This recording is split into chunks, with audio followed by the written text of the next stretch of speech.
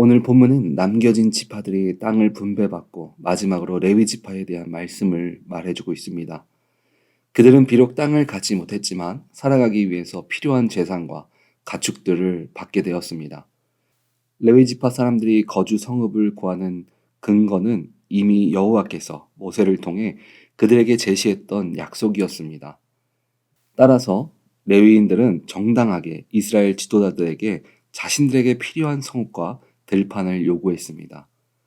2절을 보면 가나안 땅 실로에서 그들에게 말하여 이르되 여호와께서 모세에게 명령하사 우리가 거주할 성읍들과 우리 가축을 위해 그 목초지를 우리들에게 주라 하셨나이다 하매. 레위 지파 사람들이 땅을 얻지 못하고 흩어져서 생활하게 된 것과 그들이 정당하게 필요한 성읍을 요청한 것은 모두 하나님의 예언 성취의 결과였습니다. 예언의 성취 첫 번째는 과거 시므온과 함께 자신의 친누이를 강간한 세겜의 족속을 잔인하게 전멸시킨 행동에 대한 흩어짐이었습니다. 그리고 두 번째는 과거 모세편에서 칼을 들었던 레위 지파 사람들에게 흩어져서 이스라엘 백성들을 구별된 삶으로 살아가도록 가르치게 된 것입니다. 본문에 등장하는 실로라는 지역은 베냐민, 시므온, 스불론, 이사갈, 아셀, 납달리, 단 등 7개 지파에 대한 기업 분배가 이뤄졌던 장소입니다. 이곳은 이스라엘 백성들에게 땅을 분배하는 것이 사람의 계획이 아니라 하나님의 뜻하심 속에 있다는 것을 의미하는 그런 장소이기도 합니다. 그래서 레위 지파 사람들이 오늘 자신들의 요구를 실로에서 거듭 이야기했다는 것은 자신들이 요청하는 모든 것들이 사람의 뜻이 아니라 하나님의 뜻 안에 있다는 것을 강조하는 것과도 같습니다. 민수기 35장을 보면 과거 모세가 레위 지파에게 약속한 내용들이 나옵니다. 6개의 도피성과 42개의 성읍, 그리고 각 성읍당 가축을 키울 성벽 사면 2000규빗의 땅을 주기로 되어 있었습니다. 레위인들이 받은 이런 것들은 마치 우리 인생에 믿음을 따라 이 땅에 살아가면서 서원한 기도 제목들이 이루어진 것과 같습니다. 하나님께서는 다른 이스라엘 지파를 통해서 약속한 것들을 주셨다라고 성경은 이야기하고 있습니다. 3절을 보면 이렇게 말합니다. 이스라엘 자손이 여호와의 명령을 따라 자기의 기업에서 이 성읍들과 그 목초지를 레위 사람에게 주니라. 레위 지파를 마지막으로 가나안 정복과 땅 분배가 마무리되었습니다. 믿음으로 하나님의 말씀에 순종했던 모든 백성들에게 하나님은 약속하셨던 것을 하나씩 하나씩 이루어 주셨습니다. 마지막 21장의 끝을 보면 이렇게 마무리하고 있습니다. 45절을 보면 여호와께서 이스라엘 족속들에게 말씀하신 선한 말씀이 하나도 남음이 없이 다 응하였더라. 이스라엘 백성들의 첫 시작은 포로 생활에서 자유를 갖는 것이었습니다. 그리고 이후에 아브라함에게 주셨던 약속에 따라 가나안 땅의 정복이라는 목적을 갖고 살아갔습니다. 하나님께서 이스라엘 백성들을 향한 목적은 하나였습니다. 하나님 나라의 완성이었습니다. 그래서 백성을 만드시고 그들이 거룩하게 살아갈 땅을 갖게 하셨습니다. 이스라엘 백성들의 첫 시작도 그와 같았습니다. 삶의 목적이 하나님의 자녀답게 믿음으로 순종하며 살아가는 것이었습니다. 그런데 땅을 분배하는 과정을 보면 몇몇 사건들을 통해서 그 안에 자신들이 믿음으로 살아간 것에 대한 대가가 목적이 되는 모습들을 보게 되었습니다. 아간의 사건을 시작으로 2번 제비 뽑기를 원했던 요셉 지파의 모습까지 믿음보다 목적이 앞선 것들을 우리는 말씀을 통해서 확인해 볼 수 있습니다.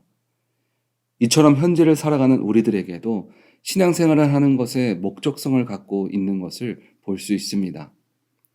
어떤 사람은 좋은 직장을 갖는 것이 목적이 되고 어떤 사람은 자녀의 앞날을 위한 그런 신앙이 목적이 되기도 합니다. 그리고 건강이나 부유함을 위해 여러 가지의 이유를 갖고 신앙생활을 하거나 기도를 하게 됩니다. 그리고 그 기도의 서원들이 어느 때는 이루어지는 것을 경험하는 삶을 살아갑니다. 그런데 오늘 본문에 이스라엘 모든 지파가 하나님의 말씀에 순종해서 주님의 약속대로 기업을 다 받았지만 그들의 평안이 영원하지 않다는 것을 이후의 모습들을 통해서 우리는 확인해 볼 수 있습니다.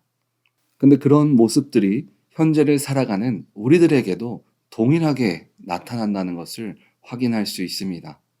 우리의 삶 속에서 여러 가지 문제들을 놓고 하나님의 도움을 구하며 기도하는 삶을 살아갑니다. 그리고 그 기도에 하나님께서 응답해 주시는 그런 일들을 경험하게 됩니다. 하지만 한편으로 마음속에는 하나님의 은혜를 경험하고서도 그 마음 가운데 그 평안함이 지속되지 않을 때가 있습니다. 마음 한편의 뜻이 이루어졌음에도 허무한 마음들이 생겨나는 것을 우리들은 볼 수 있습니다. 우리의 기도가 눈앞에 이루어졌는데 왜 허무하고 계속해서 힘든 삶이 반복되어질까요? 우리들은 내가 얻은 믿음의 결실에만 집중하는 신앙생활을 하기 때문에 그렇습니다.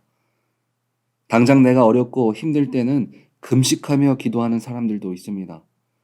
그리고 이전에는 내가 드리지 않았던 새벽 예배를 작정하거나 모든 예배에 주님 앞에 기도하며 나아가는 그런 사람들의 모습들도 있습니다. 그런데 기도를 이루기 전과 이룬 후에 여러분들의 모습은 어떻습니까? 처음 내가 간절했던 마음을 지금도 갖고 계십니까? 아니면 문제가 해결된 후에 여러분들이 드렸던 기도와 예배도 같이 내려놓고 있진 않으십니까? 이스라엘 백성들은 어느 시간까지는 주님이 주신 은혜를 유지했습니다. 그런데 자신들의 뜻을 다 이루고 육적인 평안을 누리는 순간 이전에 자신들이 드렸던 예배의 모습과 그 마음이 변하기 시작했습니다. 육적인 기쁨을 주는 이방 신들에게 눈을 돌리기 시작했습니다. 그들이 이렇게 변하게 된 이유는 그들의 신앙이 하나님 이것만 이루어 주시면, 이 문제만 해결되면, 이 고통만 벗어나면 하는 목표 지향적인 신앙의 모습으로 바뀌었기 때문입니다. 그렇다면 우리는 허무함이 찾아오는 목표 지향적인 신앙이 아니라 주님께서 허락하신 평안을 온전히 누리는 신앙생활을 위해서 우리들은 어떤 모습으로 나아가야 할까요? 우리는 기도하게 하시는 이유를 찾아 나가야 합니다. 하나님이 이스라엘 백성들에게 기도하면 그 뜻이 이루어진다를 보여주는 것이 목적이 아니었습니다. 그들이 광야 생활을 통해서 주님을 의지할 수밖에 없고 기도와 예배를 통해서 주님과 끊임없는 관계를 갖게 하는 것이 바로 하나님의 목적이었던 것입니다. 우리는 기도를 이루기 위한 신앙이 아니라 하나님과 가까이 하고 주님과 더욱더 깊이 교제하며 항상 주님 안에 거하는 신앙을 가져야 합니다. 세상을 살아가는 우리들에게 허락하신 하나님의 참된 안식은 기도가 이루어진 것이 아니라 주님 안에 늘 거하는 삶입니다. 우리가 주님 안에 늘 거할 때 이전과 무엇이 달라질까요? 내 상황과 상관없이 언제나 우리의 삶은 주님으로 인해 평안해짐을 믿으시기 바랍니다. 지금 이 시간에도 주님께서 우리에게 기도하게 하심은 우리의 삶이 늘 주님 안에 거하게 하시기 위함임을 믿으시기 바랍니다. 하나님은 그 뜻을 이루시기 위해서 오늘도 우리의 기도를 들으시고 응답해 주심을 믿으시기 바랍니다. 우리 오렌지 하니교회 성도님들은 허무함이 사라지지 않는 눈에 보이는 기도의 응답을 위한 신앙이 아니라 영원히 변하지 않는 주님이 주시는 평안과 안식을 늘 누리시기를 주님의 이름으로 축원드립니다. 아멘.